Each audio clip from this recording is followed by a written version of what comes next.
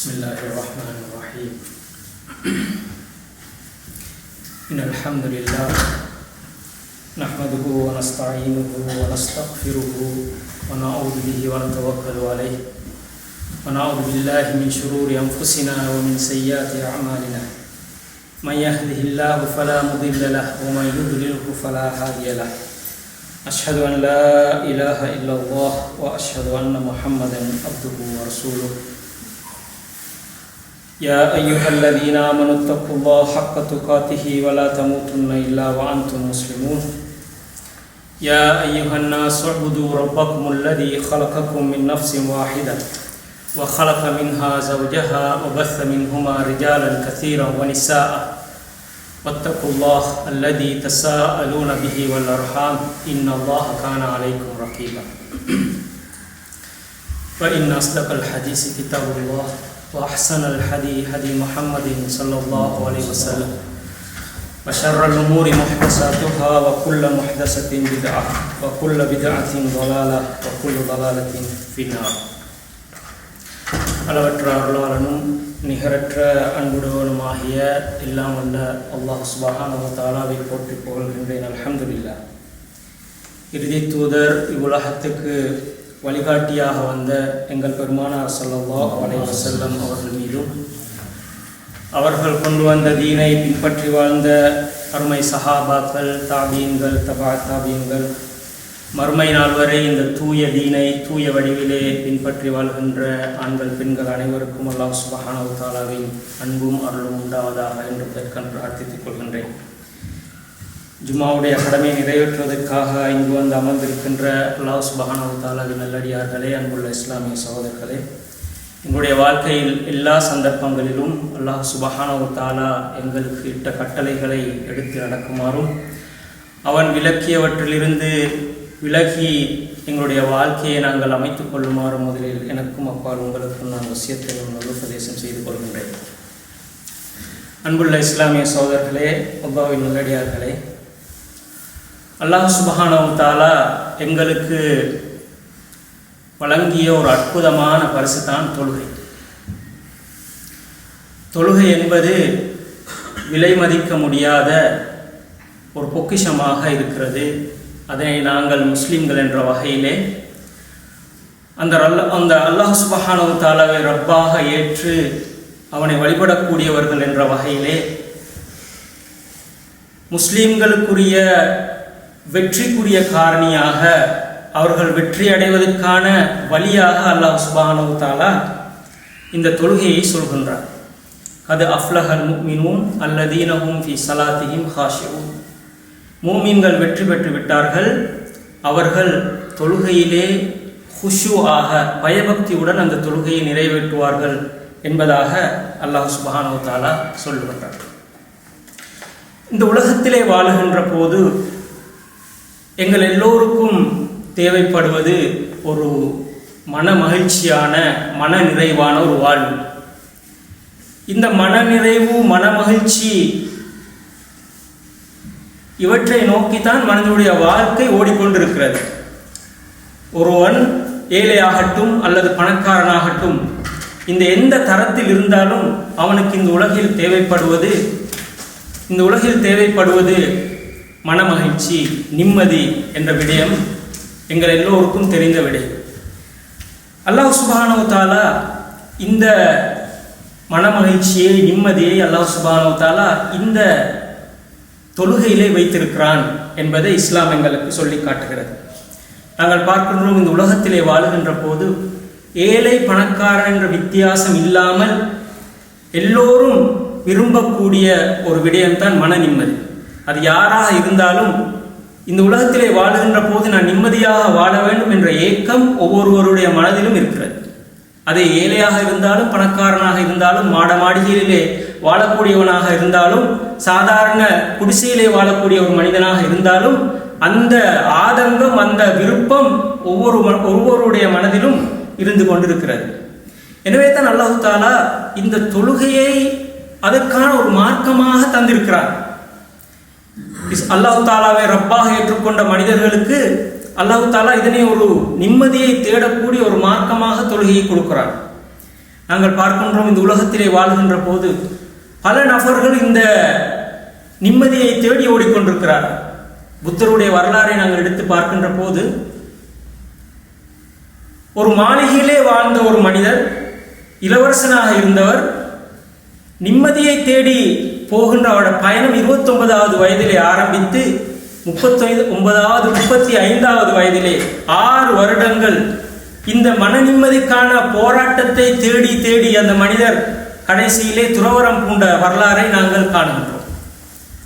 எங்களுடைய இளைய சமுதாயத்தினரை பாருங்கள், இந்த நிம்மதி, சந்தோஷம் இவைகளை தேடி இந்த 20ஆம் நூற்றாண்டு 21ஆம் நூற்றாண்டு சந்ததி எங்கே சென்று கொண்டிருக்கிறது?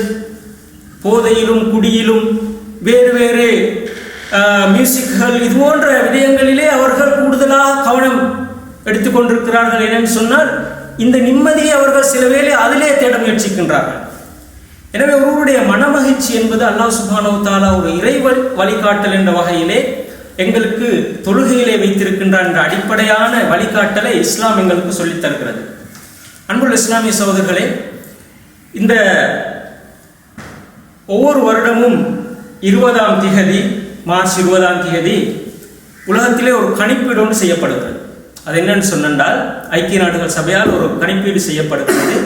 உலகிலே மகிழ்ச்சியாக வாழக்கூடிய நாடுகளில் ஒரு பட்டியல் அவ்வாறே எடுக்கப்படும்.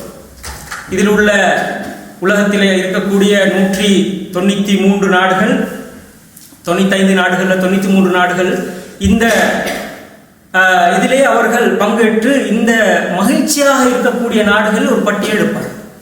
இந்த மகிழ்ச்சியாக இருக்கக்கூடிய நாடுகளில் ஒரு பட்டியல் எடுக்கின்ற போது அதிலே 1, 2, 3 என்ற தரவரிசைப்படுத்துகின்ற போது நாங்கள் பார்க்கின்றோம், அதிலே முதல் இடத்திலே இருப்பது பின்லாந்து என்ற நாடு.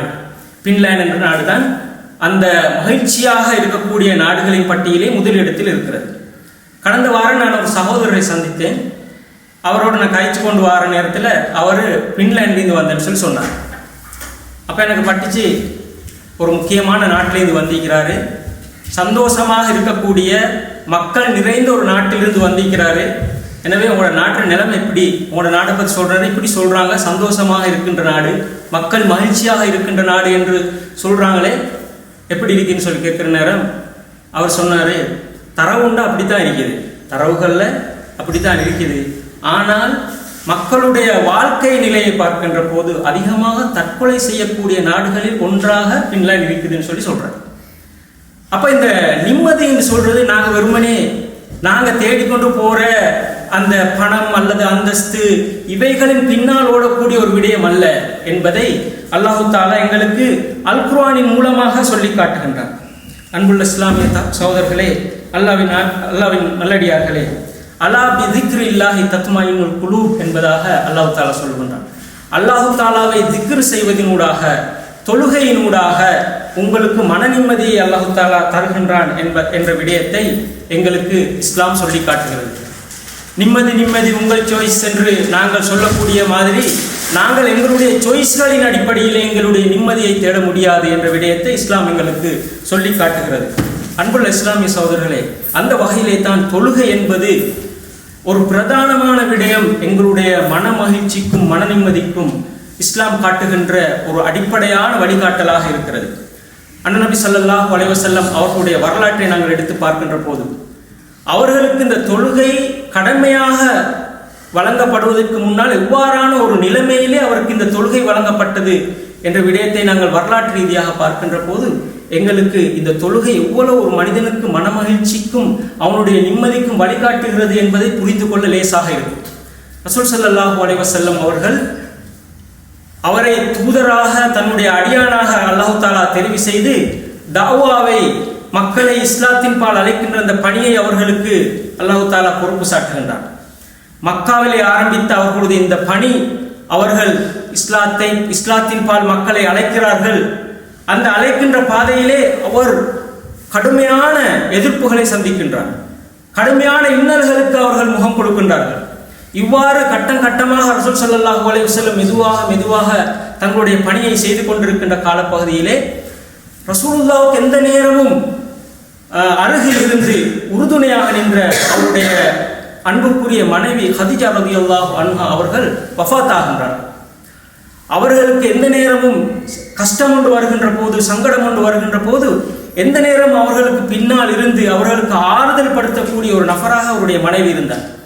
அவரே ரசூல் ஸல்லல்லாஹு அலைஹி வஸல்லம் அவர்கள் இறந்து விடுகிறார்கள். எனவே இந்த கஷ்டத்தோடு அவர்கள் மனதை மிக கடினமான நிலைக்கு உள்ளாகி அவர்கள் அவ்வாறு இருக்கின்ற போது ரசூல் ஸல்லல்லாஹு அலைஹி வஸல்லம் அவருடைய பெரிய தந்தையார் அபூ தாலிப் அவரும் இறந்து விடுகிறார். எனவே இந்த ரெண்டு துன்பங்களும் அவருக்கு தாங்க முடியாத கஷ்டத்தை கொடுக்கின்றது.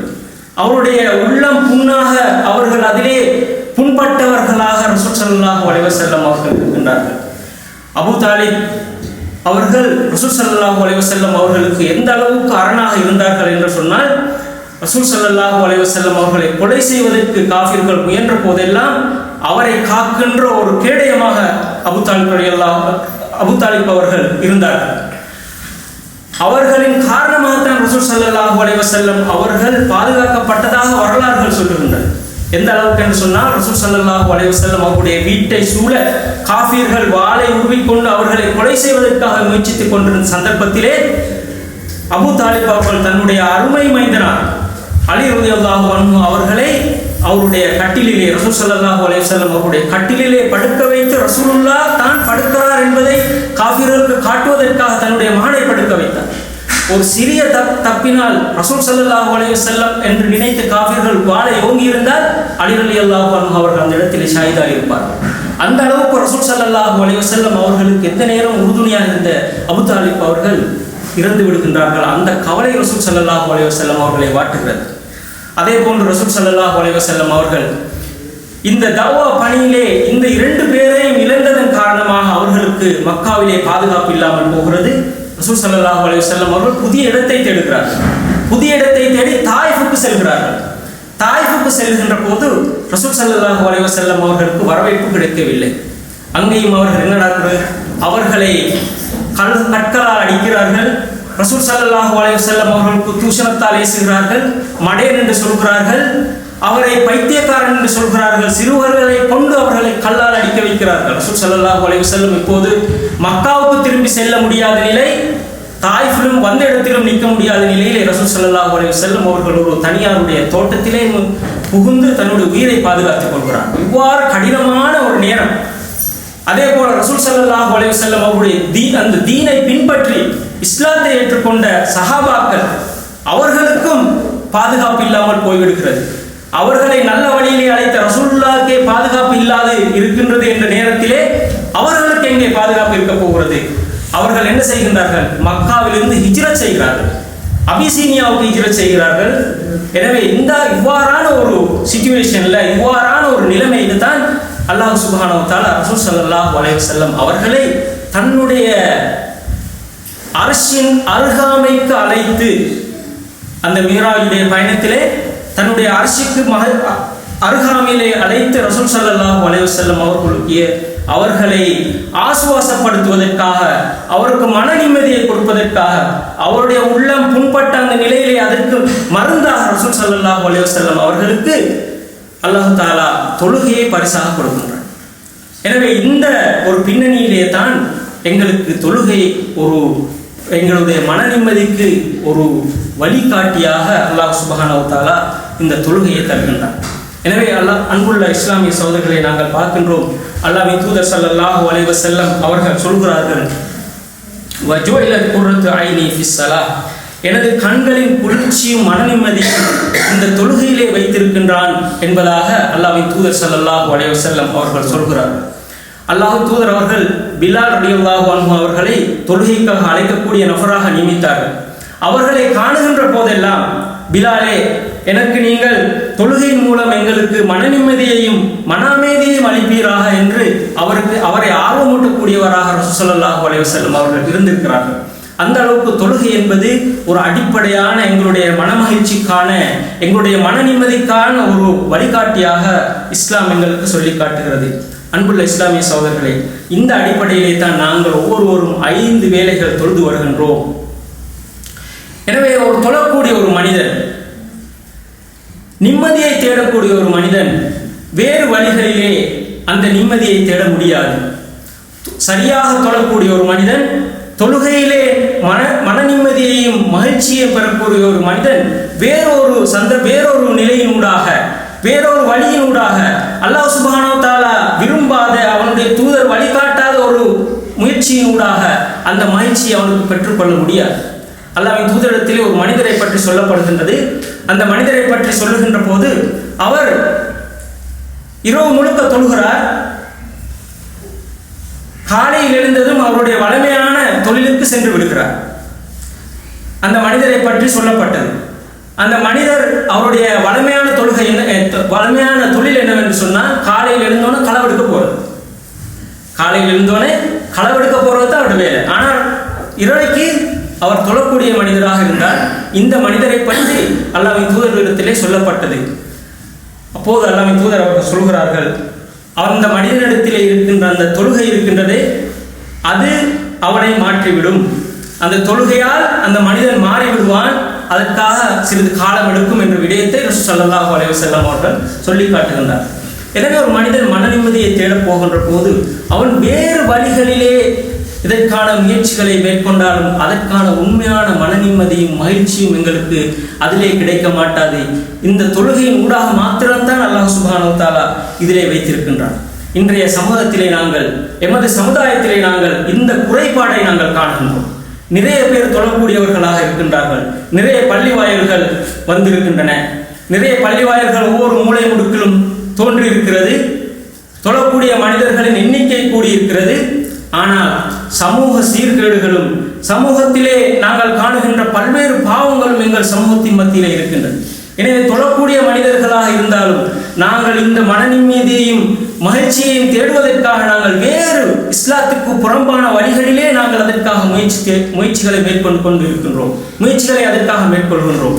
அன்புள்ள இஸ்லாமிய சகோதரர்களே, எங்களுடைய இந்த ஐக்கிய ராஜ்யத்திலே ஒரு மிகவும் ஃபேமஸான ஒரு சிங்கர், ஒரு பாடகர் இருக்கிறார். நாங்கள் தெரியும், எங்களுக்கு யூசுப் இஸ்லாம் என்று நாங்கள் சொல்கிறோம்.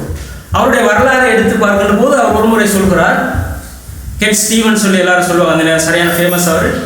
அவரை பற்றி சொல்லுகின்ற போது அவர் சொல்கிறார், நான் முஸ்லிம்களை பார்த்திருந்தால் நான் இஸ்லாத்துக்கு வந்திருக்க மாட்டேன்னு சொல்கிறேன். இஸ்லாத்தின் கொள்கையை நான் ஏற்றுக்கொண்டிருக்க மாட்டேன், முஸ்லிம்கள் கண்டிருந்தேன்னு சொல்கிறேன். அப்ப எங்களுடைய வாழ்க்கை என்பது இஸ்லாத்துக்கு புறம்பாக இருக்கிறது. மற்றவர்களுக்கு முன்னுதாரணமாக எங்களுடைய வாழ்க்கை இல்லை. இதில் அடிப்படையான காரணம் என்னவென்று சொன்னால், எங்களுடைய இந்த உலகத்திலே வாழ்கின்ற போது எங்களுடைய வாழ்க்கையை நாங்கள் நல்ல சொகுசாக அமைத்துக் கொள்வதற்காக, சந்தோஷமாக அமைத்துக் கொள்வதற்காக பல்வேறு வழிகளை நாங்கள் தேடுகிறோம். அவற்றில் பெரும்பாலான அல்லாஹ்வின் தூதர் அவர்கள் அல்லாஹ் சுப்ஹானஹு வ தஆலா எங்களுக்கு சொன்ன வழிகளுக்கு புறம்பாக இருக்கிறது. இதனைத்தான் நாங்கள் காண்கிறோம். எனவே தான் சமூகத்திலே நாங்கள் தொழக்கூடிய மனிதர்கள் நிறைய இருந்தாலும் கூட இந்த பிரச்சனை இருந்து கொண்டிருக்கிறது. எனவே அன்புள்ள இஸ்லாமிய சகோதரர்களே, அல்லாஹ் சுப்ஹானஹு வ தஆலா எங்களுக்கு காட்டக்கூடிய மன நிம்மதிக்கான வழிகாட்டல் இந்த தொழுகையில் இருக்கிறது. அந்த தொழுகையை நாங்கள் சரிவர நிறைவேற்ற வேண்டும். அவன் சொல்லக்கூடிய விதமாக இந்த தொழுகையிலே நிறைவேற்ற வேண்டும்.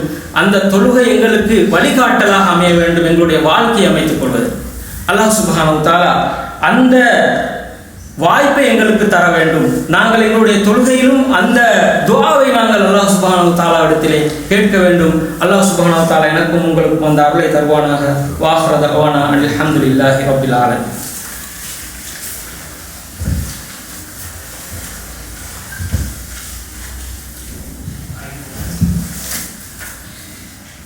பிஸ்மில்லாஹிர் ரஹ்மானிர் ரஹீம். அல்ஹம்துலில்லாஹ் ஸலாத்து வஸ்ஸலாமு அலா ரசூலில்லாஹ் வ அலா ஆலிஹி வ ஸஹ்பிஹி அஜ்மாயின். அன்புள்ள இஸ்லாமிய சகோதரர்களே, எங்களுடைய தொழுகை நாங்கள் நிறைவேற்றி வருகின்ற ஐவேளை தொழுகை எங்களுடைய மன நிம்மதிக்கான அடிப்படையான வழிகாட்டலாக இஸ்லாம் எங்களுக்கு சொல்லித் தருகிறது. தொழுகையை நிறைவேற்றுகின்ற போது, அதனை உரிய முறையிலே நிறைவேற்றுகின்ற போது தான் அந்த மன நிம்மதியும் வழிகாட்டலும் எங்களுக்கு கிடைக்கிறது. தொழுகை என்றால் என்ன? நாங்கள் தொழுகையிலே சில திலாவத்துகளை ஓதுகிறோம், குர்ஆன் வசனங்களை ஓதுகிறோம். இதுதான் எங்களுடைய தொழுகை. அதோடு சில செய்கைகள் தான் எங்களுடைய தொழுகை. இந்த இரண்டும் நாங்கள் எவ்வாறு தொழுகையிலே எங்களுடைய ஈடுபாடு இருக்கிறது என்பதை பார்த்தால், அன்புள்ள இஸ்லாமிய சகோதரர்களை, நாங்கள் பெரும்பாலும் எங்களுடைய தொழுகையோடு எங்களுடைய கவனம் இருப்பதில்லை. எங்களுடைய தொழுகை உயிரோட்டமாக இருப்பதில்லை. நாங்கள் தொழுகையிலே நின்று கொண்டு வேறு விடயங்களிலே சிந்தனைகளை நாங்கள் பாய்க்க விடுகின்றோம் என்ற விடயத்தை நாங்கள் அடிப்படையாக புரிந்து கொள்ள வேண்டும். எனவே இஸ்லாமிய அறிஞர்கள் எங்களுக்கு சொல்லி காட்டுகின்ற ஒரு அடிப்படையான விஷயம்தான், எங்களுடைய தொழுகையிலிருந்து நாங்கள் சரியான பயனை பெற வேண்டும் என்றால் அந்த தொழுகையிலே உயிரோட்டமாக இருக்க வேண்டும், தொழுகையோடு ஒன்றித்தவர்களாக இருக்க வேண்டும். அவை எப்படி அதை அமைச்சு கொள்வது நாங்கள் என்ற விடயத்தை நாங்கள் பார்க்கின்ற போது அடிப்படையான விஷயம், நாங்கள் தொழுகையில் என்ன செய்கின்றோமோ அந்த விஷயத்தை பற்றி நாங்கள் தெளிவோடு இருக்க வேண்டும். நாங்கள் குர்ஆனை ஓதுகிறோம், குர்ஆன் திலாவத் செய்கிறோம். குர்ஆன் திலாவத் செய்கின்ற போது குர்ஆனுடைய அந்த வசனங்கள் எங்களுக்கு தெரிந்தவைகளாக இருக்க வேண்டும். நாங்கள் சில வேளைகளிலே பல காரிகளுடைய பின்னால் தொழுகிறோம், தொழுதுவிட்டு வருகிறோம். அவருடைய அந்த வாய்ஸ் எங்களுக்கு நல்ல ஆர்வமாக இருக்கிறது, நல்ல முறையில் இருக்கிறது. ஆனால் அதில் சொல்லக்கூடிய கருத்து எங்களுக்கு விளங்குவதில்லை. நாங்கள் அந்த டோனை மட்டும்தான் பார்க்கிறோம். அல்லாஹ் சுப்ஹானஹு வ தஆலா எங்களுக்கு, அல்லாஹ்வின் தூதர் அவர்கள் எங்களுக்கு வழிகாட்டுகின்றார்கள், நீங்கள் தொழக்கூடிய அந்த தொழுகையிலே நீங்கள் ஒன்றித்து போக வேண்டும் என்று சொன்னால் நாங்கள் தொழக்கூடிய ஓதக்கூடிய அந்த ஒவ்வொரு வார்த்தையுடைய அர்த்தமும் எங்களுக்கு விளங்க வேண்டும். குறைந்தது சூரத்துல் ஃபாத்திஹாவை சரி நாங்கள் கருத்தோடு விளங்கிக் கொள்வதற்கு நாங்கள் முயற்சிக்க வேண்டும். ரசூல் ஸல்லல்லாஹு அலைஹி வஸல்லம் அவர்கள் சொல்கிறார்கள், லா ஸலாத்த லிமன் யக்ரா பி ஃபாத்திஹத்தில் கிதாப். யார் சூரத்துல் ஃபாத்திஹாவை ஓதவில்லையோ அவருக்கு தொழுகை கிடையாது. அவ்வாறு அந்த ஃபாத்திஹாவுடைய அர்த்தம் எங்களுக்கு எந்த அளவுக்கு தெரிந்தவர்களாக நாங்கள் இருக்கிறோம். சில வேளைகளிலே தொழுகையுடைய வசனங்கள் வருகின்றன, அவை எங்களுக்கு சில வேளைகளில் அல்லாஹ் சுப்ஹானஹு வ தஆலாவுடைய அல்லாஹ் தஆலா அச்சமூட்டி எச்சரிக்கை செய்யக்கூடிய வசனங்களாக வருகிறது. வைலுல் லில் முத்தஃபிஃபீன் அல்லதீன இதத்தாலு அலன் நாஸ் யஸ்தௌஃபூன். அல்லாஹ் தஆலா சொல்கின்றான், அளவை நிறுவையிலே மோசடி செய்யக்கூடியவர்களுக்கு கேடுதான் என்பதாக அல்லாஹ் தஆலா சாபம் எடுக்கிறார். எனவே இந்த அர்த்தம் தெரியாமல் நாங்கள் இமாமின் பின்னுக்கால் உட்கார்ந்துட்டு நாங்கள் என்ன செய்கிறோம், தொழுது விட்டு போகிறோம், ஆமீன் சொல்லி விட்டு போகிறோம். ஆனால் அந்த வேலையை நாங்கள் செய்தோம் என்று சொன்னால், அவ்வாறான வேலைகளிலே நாங்கள் ஈடுபடுவோம் என்று சொன்னால் அல்லாஹ் சுப்ஹானஹு வ தஆலாவின் அந்த வயல் என்ற அந்த ஆபத்து ரசூல் ஸல்லல்லாஹு சொல்கின்ற, அல்லாஹ் சுப்ஹானஹு வ தஆலா சொல்லுகின்ற அந்த எச்சரிக்கை எங்களையும் வந்து சேரும் என்பதில் எந்த வேறுபாடும் கிடையாது. எனவே நாங்கள் அந்த கருத்துக்களை விளங்கக்கூடியவர்களாக இருக்க வேண்டும். அல்லாஹ்வின் தூதர் ஸல்லல்லாஹு அலைஹி வஸல்லம் அவர்கள் சூரத்துல் ஃபாத்திஹாவை ஒவ்வொன்றாக சஹாபாக்களுக்கு விளங்கப்படுத்தினார்கள். அல்ஹம்துலில்லாஹி ரப்பில் ஆலமீன் அர் ரஹ்மானிர் ரஹீம். நாங்கள் ஆரம்பிக்கின்றோம், எல்லா புகழும் ஏக ரட்சகனான அல்லாஹ் சுப்ஹானஹு வ தஆலாவுக்கே உரித்தாகும் என்பதாக நாங்கள் அல்ஹம்துலில்லாஹி ரப்பில் ஆலமீன் என்று ஆரம்பிக்கிறோம். அர் ரஹ்மானிர் ரஹீம், அளவற்ற அருளாளன் நிகரற்ற அன்பாளன் என்பதாக நாங்கள் சொல்லுகின்றோம். இதனை அல்லாஹ்வின் தூதர் ஸல்லல்லாஹு அலைஹி வஸல்லம் அவர்கள் எவ்வாறு தங்களுடைய சஹாபாக்களுக்கு கற்றுக் கொடுத்தார்கள். ஒரு முறை உமர் ரலியல்லாஹு அன்ஹு அவர்கள் ஒரு ஹதீஸை எங்களுக்கு சொல்லித் தருகிறார்கள். ஒரு முறை அல்லாஹ்வின் தூதர் ஸல்லல்லாஹு அலைஹி வஸல்லம் அவர்களுடைய இருக்கின்ற அந்த சபைக்கு சில கைதிகள் கொண்டு வரப்பட்டார். கைதிகள் கொண்டு வரப்பட்ட நேரத்திலே அவர்களிடத்திலே ஒரு தாய் தன்னுடைய குழந்தையை தேடிக்கொண்டிருந்தால், தேடிக்கொண்டிருந்த அந்த குழந்தை அந்த கைதிகளோடு இருப்பதை காணுகின்றார். அவ்வாறு கண்ட நேரத்திலே அந்த தாய் ஓடி ஓடி சென்று தன்னுடைய குழந்தையை எடுத்து மார்போடு அணைத்து அவளுக்கு பால் ஊட்டுகின்றார். இதனை கண்ட ரசூல் ஸல்லல்லாஹு அலைஹி வஸல்லம் அவர்கள் அந்த சஹாபாக்களிடத்திலே கேட்கின்றார்கள், இந்த தாய் அவருடைய குழந்தையை நெருப்பில் வீசி எறிவாளா என்று சஹாபாக்களிடத்திலே கேட்டபோது அல்லாஹ்வின் தூதர் அவர்களே, அவ்வாறு அவள் செய்ய மாட்டாள் என்பதாக சொல்கின்றார். அப்போது ரசூல் ஸல்லல்லாஹு அலைஹி வஸல்லம் அவர்கள் தங்களுடைய தோழர்களுக்கு கற்றுக் கொடுக்கிறார்கள், அர் ரஹ்மானிர் ரஹீம், அளவற்ற அருளாளன் நிகரற்ற அன்பாளன் என்றால் அதன் அர்த்தம் உங்களுக்கு தெரியுமா? அது என்னவென்று சொன்னால், இந்த தாய் எவ்வளவு தன்னுடைய அந்த குழந்தை மீது அன்பாக இருக்கிறாளோ அதை விட பல மடங்கு அன்பு தன்னுடைய அடியார்கள் மீது அல்லாஹ் தஆலா கொண்டிருக்கின்றான் என்ற விடயத்தை அந்த இரண்டு சிஃபத்துகளுக்கும் ரசூல் ஸல்லல்லாஹு அலைஹி வஸல்லம் அவர்கள் கற்றுக் கொடுத்தார். எனவே சஹாபாக்கள் தங்களுடைய தொழுகையை செய்கின்ற போது, நிறைவேற்றுகின்ற போது இவ்வாறு அந்த தொழுகையோடு ஒன்றித்து இருப்பதற்கு காரணம், அந்த தொழுகையிலே வரக்கூடிய ஒவ்வொரு வசனங்களும் அவர்களுக்கு உத்வேகமாக இருந்தன, அவர்களுக்கு வழிகாட்டவைகளாக இருந்தன, அவற்றிலிருந்து அவர்கள் உணர்ச்சி பெறக்கூடிய வசனங்களாக அவை இருந்ததை நாங்கள் காணுகின்றோம். அதன் அவ்வாறு தொழுகையை அமைத்துக் கொண்டால் தான் அவைகள் உயிரோட்டம் உள்ளதாக இருக்கும். அவ்வாறு இருக்கின்ற தொழுகை தான் எங்களுக்கு வழிகாட்டியாக இருக்கும். அன்புள்ள இஸ்லாமிய சகோதரர்களே, நாங்கள் இமாம் இப்னு கையிம் ரஹ்மத்துல்லாஹி அலைஹி அவர்கள் ஒரு அழகான உபதேசம் ஒன்றை சொல்கிறார்கள். அது என்னவென்று சொன்னால், நாங்கள் தொழுகின்ற போது நாங்கள் நினைத்து கொள்ள வேண்டும். அவர்கள் சொல்லுகின்றார்கள், ஒரு வழிகாட்டலாக சொல்லுகின்றார்கள், இது உன்னுடைய கடைசி தொழுகை என்று நீ நினைத்துக்கொள். நீ தொழுகின்ற தொழுகை இதுதான் உன்னுடைய கடைசி தொழுகை. இதோடு நீ உன்னுடைய ரப்பை காணப்போகின்ற, உன்னுடைய மௌத்து வரப்போகிறது என்ற ஒரு நிலையிலே நீ உன்னுடைய முதலாவது தக்பீரை நீ கட்டி நீ நினைத்துக்கொள். அவ்வாறு நினைத்து பார்த்தாய் என்றால் நீ எவ்வாறு உன்னுடைய தொழுகையை நிறைவேற்றுவாய்? அவ்வாறான ஒரு நிலைமையிலே நீ நினைத்து கொண்டு உன்னுடைய தொழுகையை நிறைவேற்று என்பதாக இப்னு கையிம் ரஹ்மத்துல்லாஹி அலைஹி அவர்கள் எங்களுக்கு சொல்லி காட்டுகின்றார்கள். எனவே தொழுகை என்பது நாங்கள் உயிரோட்டமாக அமைத்துக் கொள்ள வேண்டிய ஒரு இபாதத். அது எங்களுக்கு பரிசாக தரப்பட்டிருப்பது, எங்களுக்கு வழிகாட்டலாக தரப்பட்டிருப்பது இந்த அடிப்படையிலே அமைத்துக் கொண்ட தொழுகைகளை மாத்திரம்தான். எனவே தான் அன்புள்ள இஸ்லாமிய சகோதரர்களே, எங்களுடைய தொழுகையை நாங்கள் அவ்வாறு அமைத்துக் கொள்ள வேண்டும். அதிலே வரக்கூடிய வசனங்கள், ஔராதுகள், திக்ருகளை முடிந்தளவு நாங்கள் மனநமிட்டு அதிலே வரக்கூடிய கருத்துக்களை நாங்கள் விளங்கக்கூடியவர்களாக இருக்க வேண்டும். குறைந்தது சூரத்துல் ஃபாத்திஹாவையாவது நாங்கள் தெரிந்து வைத்திருக்க வேண்டும். எனவே அதற்கான வாய்ப்பையும் அந்த சந்தர்ப்பத்தையும் அல்லாஹ் சுப்ஹானஹு வ தஆலா எனக்கும் உங்களுக்கும் தருவானாக. வாஹிரு தஅவானா அனில் ஹம்துலில்லாஹி ரப்பில் ஆலமீன். இபாதுல்லாஹ், இன்னல்லாஹ யஅமுருக்கும் பில் அத்லி வல் இஹ்சான் வ ஈதாஇ ذில் குர்பா வ யன்ஹா அனில் ஃபஹ்ஷாஇ வல் முன்கர் வ லذிக்ருல்லாஹி அக்பர் வல்லாஹு யஅலமு மா தஸ்னஊன்.